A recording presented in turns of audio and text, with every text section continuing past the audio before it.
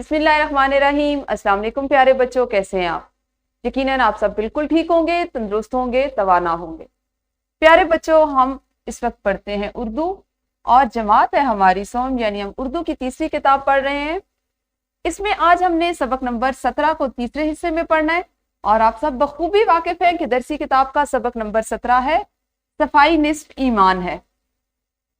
इसमें शामिल हासिलात ताल्लुम कुछ इस तरह से है, वाहिद और जमा का फर्क जुमलों में वाजे कर सकें। आज जो चीज आप सीखेंगे वो है जो अगर आपके पास कोई जुमला है जिसमें वाहिद या जमा का इस्तेमाल हुआ है तो आप उसका फर्क वाजे कर सकें। यानी अगर आपको हम वाहिद लफ्ज दें तो आप उसका जुमला बना सकें, और इसी तरह अगर आपको उसी की जमा या किसी और लफ्ज की जमा का सीगा दिया जाए तो आप उसका जुमला बना सकें। वाहिद और जमा को आप इससे पहले सीख चुके हैं, लेकिन आज हम इसकी मजीद मश्क कर लेंगे। सबसे पहले इस्लामी नुक्ते नजर देखते हैं। बिलाशुबा अल्लाह की जात पाक है और पाकी को पसंद करता है, साफ सुथरा है और सफाई को पसंद करता है। बस अपने घरों को साफ रखा करो और यहूदियों से मुशाबियत ना इख्तियार करो। गालिबन उस जमाने में यहूदी अपने घरों को गंदा रखते होंगे। तिरमिजी से ये रिवायत ली गई है, ये हदीस ली गई, ठीक है। अल्लाह ताला की जात पाक है, बेशक ये हमारा ईमान है। अल्लाह ताला की जात पाक है, हमेशा रहने वाली है। और अल्लाह ताला चूंकि खुद पाक है, अल्लाह की ये सिफ्त है, तो इसीलिए वो चाहता है कि उसके बंदे भी जो है वो पाक रहे। वो पाकी को पसंद करता है, साफ सुथरा रहने और सफाई को पसंद करता है। यहाँ पर एक बात खास तौर पर कही गई है कि अपने घरों को साफ रखा करो। आप देखें कि अगर हम इस पे थोड़ी सी गहराई में जाएं तो घरों की सफाई से क्या मुराद है।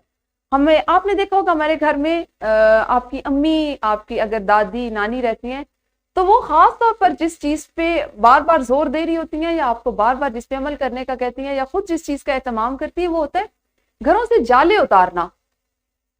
घरों से जाले उतारना, जाला भी जो है वो घर में मतलब वो गंदगी और गलाजत की अलामत समझे जाए। इसी तरह से आपके घरों में ये होता होगा, अक्सर होता है कि बाथरूम में जाने के लिए, गुस्ल खाने में जाने के लिए जो चप्पल है वो अलहदा से रखी जाती है कि उसके साथ जो वहां से जरासीम अगर आ सकते हैं तो वो पूरे घर में ना आए। तो घरों को साफ रखा जाता है, पाक रखा जाता है, वहां पे सफाई का एहतमाम किया जाता है। और यहाँ पे आपने पढ़ा गालिबन उस जमाने में यहूदी अपने घरों को गंदा रखते होंगे, इसलिए कहा गया कि यहूदियों से मुशाबियत इख्तियार ना करो। यानी घरों में एक पाकीज़गी का खसूसन एहतमाम किया जाए खास तौर पर, क्योंकि अल्लाह ताला खुद पाक है और उसे पाकीज़गी पसंद है।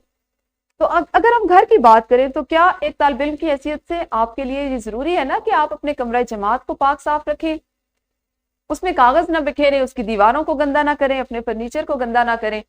इसी तरह अगर हम इसको थोड़ी सी वसी बुनियादों पे इसकी बात करें तो आप अपने स्कूल को साफ रखें। क्योंकि सिर्फ ये बात सोचें, ये मत सोचें कि वहां पे कागज पड़ा हुआ तो किसी और ने फेंका है, मैं क्यों उठाऊं। ये सोचें कि अगर आप उठाएंगे तो अल्लाह ताला को तो पाक साफ रहना बहुत पसंद है, तो फिर अल्लाह ताला उस पर भी आपको अजर देंगे। अगर आप ये सोच अपना लेंगे तो आप देखें कि आपकी जिंदगी, आपके इर्द गिर्द का माहौल कितना खूबसूरत और कितना साफ हो जाएगा। जल्दी से शाबाश कीजिए। दोहराई सवालिया जुमले को आप कैसे पहचानते हैं, क्या पहचान है? जल्दी जल्दी बताना है, सिर्फ 2 मिनट है आपके पास। हाथ खड़ा करना है और अपनी मौल्लिमा को बताना है कि जी ये जुमले की पहचान होती है। ऐसे अल्फाज हो, ये अलामत हो, इस तरह का अंदाज हो, जब हम बोल रहे हो सवालिया जुमला तो हमारा जिस्मानी हरकत हो सकना आते हो। तो वीडियो को रोकिए और दोहराई कीजिए। दोहराई आप सबने कर ली, शाबाश, बहुत खूब। पढ़ने से पहले एक और छोटी सी सरगर्मी, आपके लिए चंद अल्फाज लिखेंगे, आपने इनको देखना है और मुझे बताना है कि इनमें क्या फर्क है।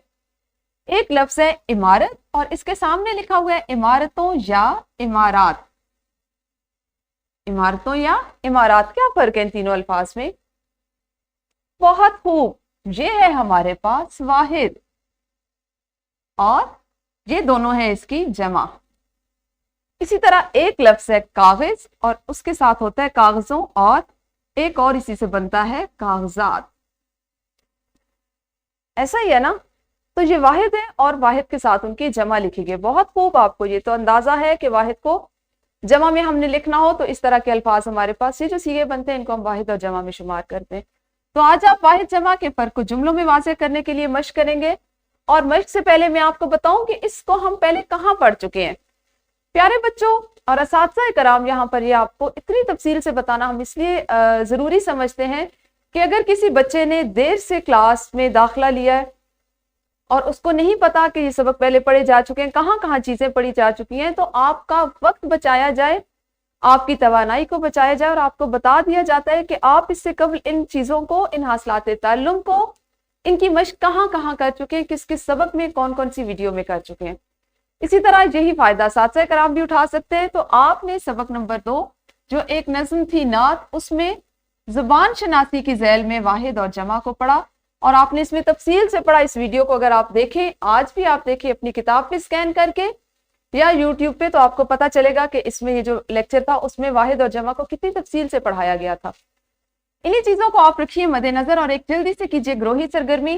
آپ کی معلمہ آپ کو 2-2 کی جوڑیوں میں تقسیم کریں گی۔ ایک ساتھی جو ہے وہ کوئی ایک جملہ تختہ تحریر پر لکھے اور دوسرا اس میں سے واحد اور جمع کی نشاندہی کرے۔ قابل غور بات یہ ہے کہ جو بچہ جملہ لکھے گا اس میں یقینی طور پر واحد یا جمع کے کسی ایک صیغہ کا استعمال ہونا چاہیے۔ اگر آپ دونوں کا ایک ساتھ استعمال کر سکتے ہیں تو یہ تو بہت بہترین بات ہے، لیکن کم از کم چونکہ ہم واحد اور جمع کی مشق کر رہے ہیں، اس کی دہرائی کر رہے ہیں، اس کو پڑھ رہے ہیں، تو آپ کے پاس ایک صیغے کا استعمال ضرور ہونا چاہیے۔ تو ویڈیو کو روکیے اور سرگرمی کیجیے۔ جی گروہی سرگرمی مکمل ہوئی۔ ہماری کتاب کے سبق میں سوال نمبر 8 ہے، مدرجہ ذیل واحد کی جمع لکھیں۔ الفاظ ہیں آپ کے پاس: بیماری، مسواک، برائی، گھر، نماز، محلہ، کپڑا اور جگہ۔ آپ نے اس کو کہاں پہ کرنا ہے؟ اردو کی کاپی پر ہمیشہ کی طرح عنوان لکھیے، اس کے بعد سبق کا نام لکھیں، عنوان لکھیں، واحد جمع، تاریخ لکھیں، دن لکھیں، اور اس کے بعد حاشیہ لگانے کے بعد 2 حصے 2 کالم بنا لیں، ایک میں واحد لکھیں اور ایک میں آپ نے جمع لکھنے۔ تو اس کو آپ نے اپنی کاپی پر کرنا ہے۔ پھر آپ کے لیے اضافی مشق کے لیے ایک ورک شیٹ بنائی گئی ہے جس میں آپ نے ذیل میں دیے گئے الفاظ کی جمع تحریر کرنی ہے۔ واحد اور جمع دونوں الفاظ پہ آپ نے جملے بھی بنانے ہیں۔ یہی الفاظ جو آپ نے کاپیوں پر کرنے ہیں، ان کے آپ نے واحد کا جملہ، اس کے آگے جمع لکھیں گے اور یہاں پہ جمع کا جملہ بنائیں گے۔ یہ ورک شیٹ آپ نے کوشش کیجئے کہ ابھی آدھا کام تو جماعت میں ہوا ہوگا، باقی کا بھی کر لیں۔ جو کام آپ کا آج ورک شیٹ سے بچ جائے گا اس کو آپ گھر جا کے کر لیجئے گا، ٹھیک ہے؟